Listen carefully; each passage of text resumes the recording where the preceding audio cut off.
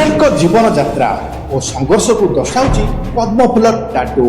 ଯାହା ଦର୍ଶକ ବନ୍ଧୁ, ଭାରତୀୟ କ୍ରିକେଟ ଟିମ୍ର ପୂର୍ବତନ ଅଧିନାୟକ Virat Kohli Indian premier league IPLର ନୂଆ ଋତୁ ପାଇଁ ପ୍ରସ୍ତୁତ ହେଉଥିବା ବେଳେ ତାଙ୍କ ବାହୁରେ ଥିବା ଏକ ଟାଟୁ ସମସ୍ତଙ୍କୁ ଦୃଷ୍ଟି ଆକର୍ଷଣ କରିଛି।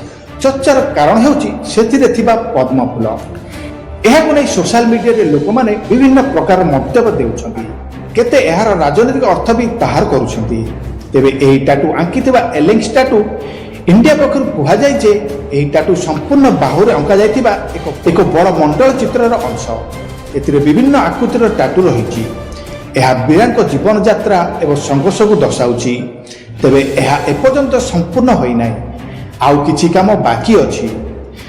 ବିରାଟ ନିଜର ବ୍ୟସ୍ତବହୁଳ ଜୀବନ ମଧ୍ୟରୁ କିଛି ସମୟ ବାହାର କରି ଏହି ଟାଟୁକୁ ସମ୍ପୂର୍ଣ୍ଣ କରୁଛନ୍ତି। ପଦ୍ମଫୁଲ ସମ୍ପର୍କରେ ଏହି ଷ୍ଟୁଡିଓ ପକ୍ଷରୁ କୁହାଯାଇଛି ଯେ ଏହି ଫୁଲ ପଙ୍କରୁ ଫୁଟିଥାଏ, କିନ୍ତୁ ପଙ୍କଳି ପରିବେଶରୁ ବାହାରି ମଧ୍ୟ ସେ ଏହା ନିର୍ମଳ ଓ ଶୁଦ୍ଧତାର ସହ ପରିପ୍ରକାଶ କରିଥାଏ। ଏହା ଶାନ୍ତି, ସହନଶୀଳ ଏବଂ ସ୍ୱଭାବର ବାର୍ତ୍ତା ବହନ କରିଥାଏ। ଠିକ୍ ସେହିପରି କୋହଲିଙ୍କ କ୍ୟାରିୟର ବିଭିନ୍ନ ପର୍ଯ୍ୟାୟ ଓ ତାଙ୍କର ଶୃଙ୍ଖଳା ଓ ସଫଳତାକୁ ଦର୍ଶାଉଛି। ଏହି ଟାଟୁର ଅନ୍ୟ ଚିତ୍ରଗୁଡ଼ିକ ବିରାଟଙ୍କ ବ୍ୟକ୍ତିଗତ ଜୀବନଯାତ୍ରାକୁ ମଧ୍ୟ ଦର୍ଶାଉଛି। ଯାହା ଦର୍ଶକ ବନ୍ଧୁ, ବିରାଟ କୋହଲି ବର୍ତ୍ତମାନ ବିରାଟ କୋହଲିଙ୍କ ଟାଟୁକୁ ନେଇ ସୋଶାଲ ମିଡିଆରେ ବହୁ ଜୋରସୋରରେ ଚର୍ଚ୍ଚା।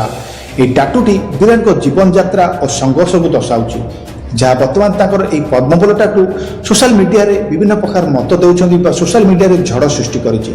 କେତେ ଲୋକ ଏହା ରାଜନୈତିକ କହୁଥିବା ବେଳେ କିନ୍ତୁ ଏହାକୁ ଯିଏ ଟାଟୁ ବନାଇଛନ୍ତି ଏଲିଙ୍ଗସ୍ ଟାଟୁ, ସିଏ ବିଭିନ୍ନ ପ୍ରକାର ସାଂସ୍କୃତିକ ସହନଶୀଳତା, ନିର୍ଭରଯୋଗ୍ୟ, ସଂଘର୍ଷପୂର୍ଣ୍ଣ କ୍ୟାରିୟର ଜୀବନର ଯାହା ଘଟିଯାଇଛି ଏସବୁର ଶାନ୍ତିର ପ୍ରତୀକ ବୋଲି ସେ ଏହାକୁ ଦୃଷ୍ଟି ଆକର୍ଷଣ କରିଛନ୍ତି।